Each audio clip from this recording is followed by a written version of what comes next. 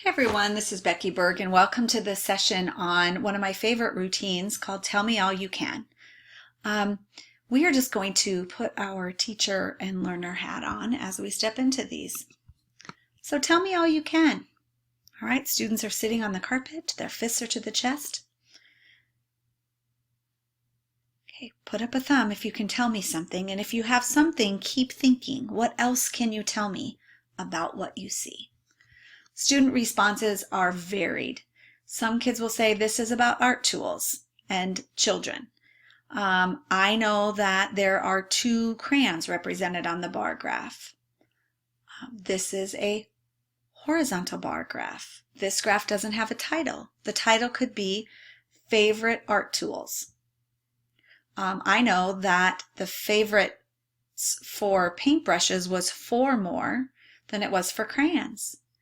I know that 13 children were surveyed or asked because there's 13 squares colored in. All right, you get the idea.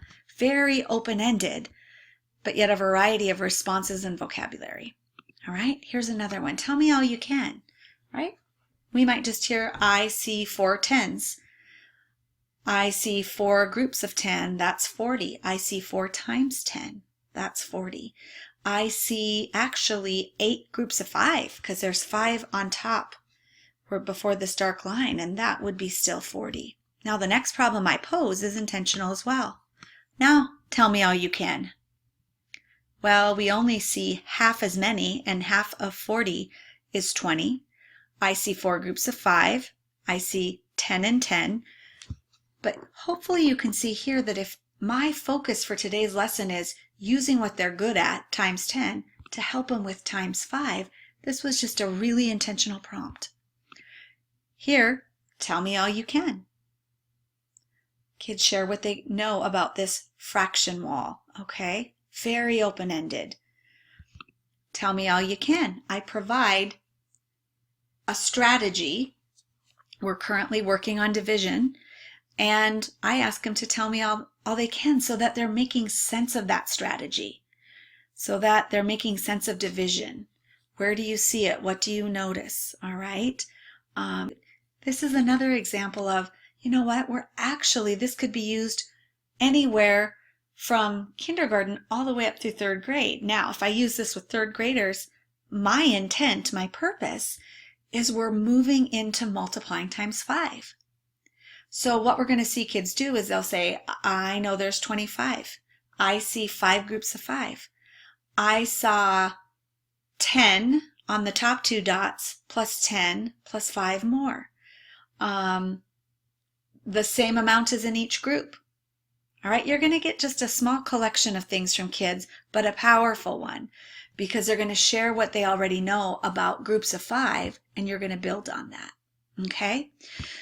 Now, tell me all you can, in its original state, if you will, was really done with having kids estimate and really reason about quantity.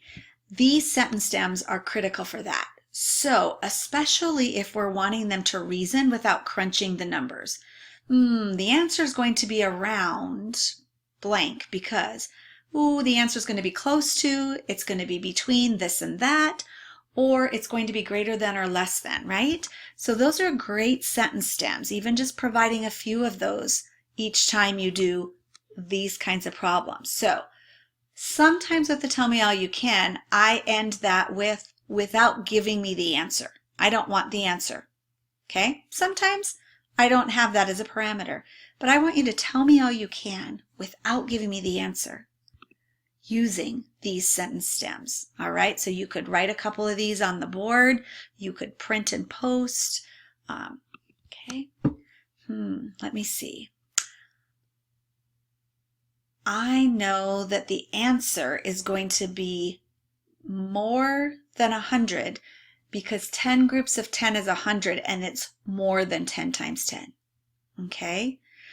I know that the answer is going to be less than 400 because 20 times 20 would be 400. Okay. I know that the answer is going to be between, okay, and I could say what it might be between.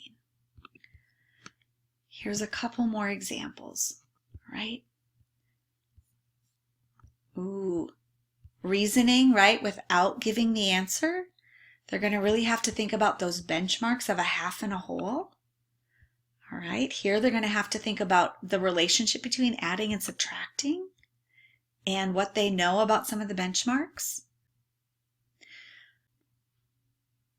Let's start with the student's role. Okay, the student's role was to think about what it is they do know, right? Kind of building on their strengths. What do you know about this already? And share that, okay? They're going to be the ones using the math vocabulary. They're going to be the ones doing the talking. All right. Sometimes I have them do a quick pair share. Tell your partner what you know. And then I eavesdrop, right? I listen in so that I can intentionally order and call on students. My role as the teacher, your role is to be intentional. Do you see how these can be such a great way to front load where we're headed that day? So as we think about this number sense routine, were there various ways to think about each of the prompts? Were you as a learner having to explain or justify? And did you hear a variety of math vocabulary? Right?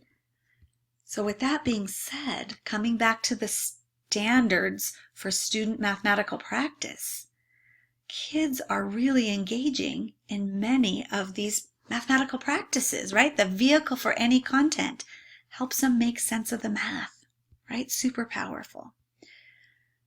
So what is this routine?